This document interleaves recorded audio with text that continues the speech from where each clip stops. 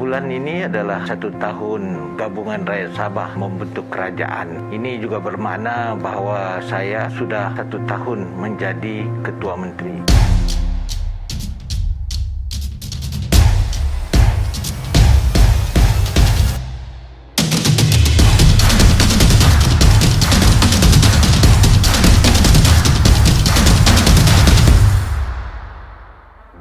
Pelbagai cabaran dan usaha telah dilalui oleh GRS untuk membawa Sabah keluar dari kemelut ekonomi yang semakin merudum selepas mengambil alih pemerintahan pada 28 September 2020.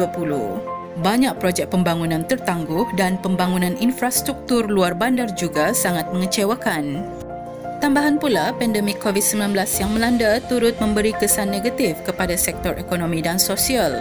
Bukan sahaja di negeri ini, malah di negara kita dan seluruh dunia.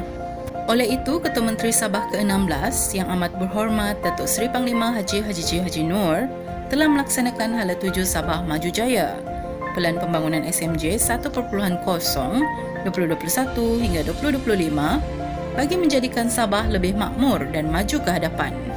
Bagi memacu dan merancangkan pembangunan dan pemulihan Sabah, Pelan Pembangunan Sabah Maju Jaya 1.0 2021 hingga 2025 telah dirangka dan dilancarkan pada 29 Mac 2021. Pelan ini merangkumi 3 teras utama iaitu sektor pertanian, perindustrian dan pelancongan sebagai pelan holistik yang memfokuskan pemulihan dan pertumbuhan ekonomi. Teras kedua, modal insan dan kesejahteraan rakyat, manakala jaringan infrastruktur dan kelestarian hijau sebagai teras ketiga. Menerusi Hala Tuju Sabah Maju Jaya, Pelan Pembangunan SMJ 1.0 2021-2025, 145 inisiatif dilaksanakan untuk memulihkan ekonomi Sabah dengan meningkatkan kemudahan infrastruktur dan sumber daya sedia ada, menggalakkan pelaburan, menyediakan peluang perniagaan dan peluang pekerjaan kepada penduduk Sabah. Sektor pertanian negeri telah menunjukkan peningkatan positif dengan pemeteraian memorandum persefahaman antara kerajaan negeri dengan sebuah syarikat untuk membangunkan projek penanaman kelapa berhasil tinggi dengan nilai pelaburan RM420 juta dan kilang pemprosesan kelapa di Pitas dengan nilai pelaburan RM200 juta. Inisiatif ini dijangka akan mewujudkan 3,250 peluang pekerjaan. Bagi sektor perindustrian pula, kerajaan negeri telah menandatangani perjanjian dengan sebuah syarikat pelabur pada 26 Julai 2021 dengan nilai pelaburan sebanyak RM4.2 bilion bagi membangunkan industri pembuatan kerajang tembaga yang akan dibangunkan di tanah berkeluasan 400 ekar di Taman Perindustrian Kota Kinabalu dan dijangka akan mewujudkan sejumlah 400 peluang pekerjaan. Kerajaan negeri turut mengutamakan pembangunan sektor pelancongan sebagai salah satu langkah memulihkan sektor ekonomi negeri. Pembangunan projek Lokkawi Resort City dengan nilai pelaburan berjumlah RM7 bilion akan mewujudkan lebih kurang 5,000 peluang pekerjaan apabila pembangunan projek ini siap sepenuhnya. Pembangunan Bandar Sempadan Serudong Simanggaris merupakan salah satu inisiatif kerajaan negeri untuk memulihkan ekonomi dan sosial di negeri ini setelah mengambil kira potensi ekonomi yang ada berikutan pemindahan Ibu Negara Republik Indonesia ke Kalimantan.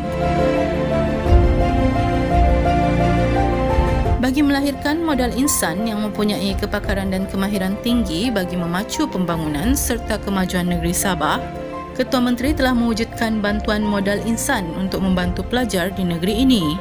Antaranya adalah bantuan tunai pendaftaran IPT Budi bernilai RM2,000 dan 72 orang yang cemerlang dalam peperiksaan sijil tinggi pelajaran Malaysia 2020 telah menerima bantuan ini. Selain itu, bantuan khas tunai peperiksaan bakti bernilai RM200 dan bantuan ihsan komputer baik di mana agihan fasa 1 membabitkan 9,842 pelajar dari sekolah menengah kebangsaan dan sekolah menengah jenis kebangsaan serta 158 pelajar dari sekolah menengah agama negeri. Sempena Tahun Baru Cina 2021, Kerajaan Negeri telah menyampaikan surat kelulusan bantuan kewangan Kerajaan Negeri kepada sekolah SMPC, SMJK, SJKC dan Tokong bagi tahun 2020 dan bantuan kepada Pertubuhan Masyarakat Tionghoa Negeri Sabah dengan peruntukan sebanyak 43 juta ringgit.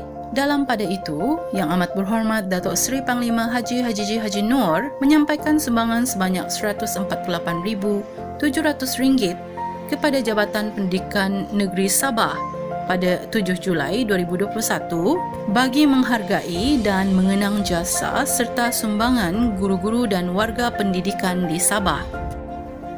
Sejak pandemik COVID-19 melanda, setakat ini kerajaan negeri telah membelanjakan pakej bantuan berjumlah 1.25 bilion ringgit, termasuk 324 juta ringgit pada tahun 2021 melalui pakej bantuan Sabah Prihatin 2.0 dan 3.0. Pakej bantuan khas ini dapat membantu meningkatkan kuasa beli rakyat dan juga meringankan kesukaran yang dihadapi. Kerajaan negeri telah membuka lebih banyak pusat pemberian vaksin PPV, mempergiatkan pelaksanaan program bergerak CITF daerah ke kawasan luar bandar, pemberian vaksin secara walk-in, serta kerjasama sektor awam swasta bagi mencapai imuniti kelompok sebelum akhir Oktober 2021.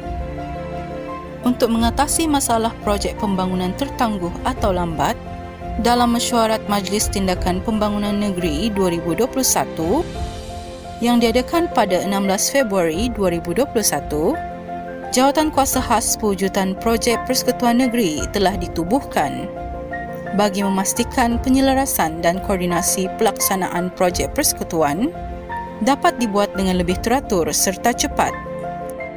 Pada 26 Januari 2021, Ketua Menteri Sabah telah meluluskan peruntukan kecemasan sebanyak 150 juta ringgit bagi membaik pulih 41 jalan rosak akibat hujan lebat berterusan.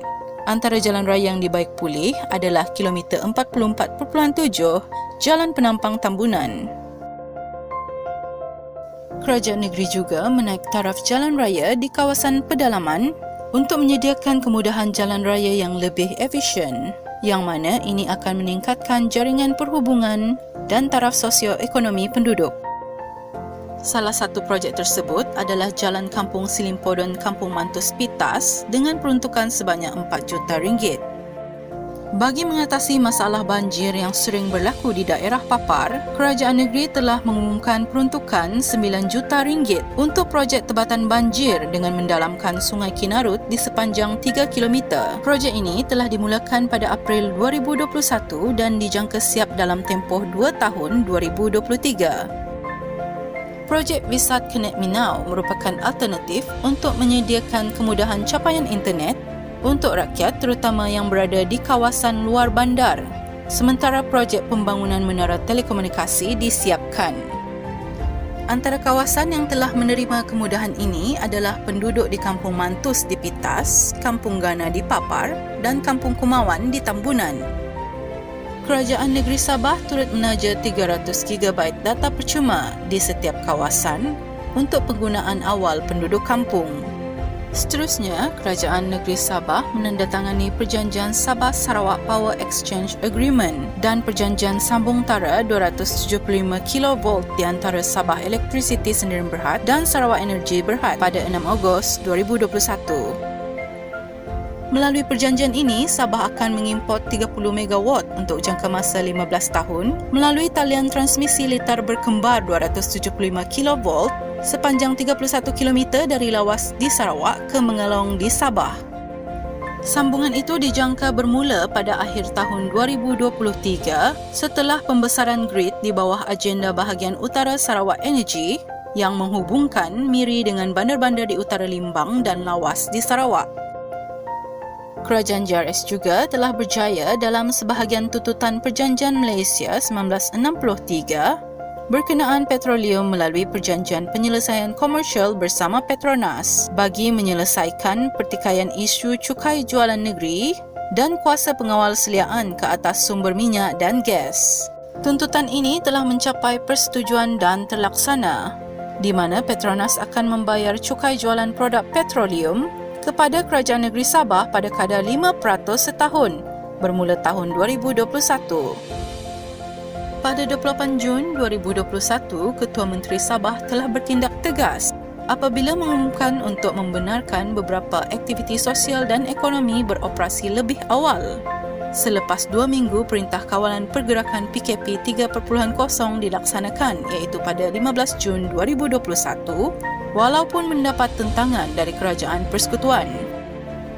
Ketegasan Kerajaan JRS jelas mendapat sokongan padu daripada seluruh rakyat Sabah sehingga turut melancarkan kempen We Stand with CM dan Rumah Kita, Kita Jaga.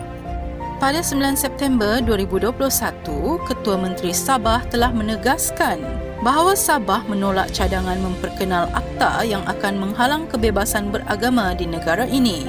Susulan cadangan Kerajaan Persekutuan memperkenalkan Akta Kawalan dan Sekatan Pengembangan Agama Bukan Islam yang merupakan salah satu daripada 4 undang-undang syariah baru yang akan diperkenalkan kerana Sabah berpegang kepada prinsip kebebasan beragama seperti yang termaktub dalam Perlembagaan Persekutuan dan Perjanjian Malaysia 1963. Tidak dapat dinafikan Sabah belum pulih sepenuhnya.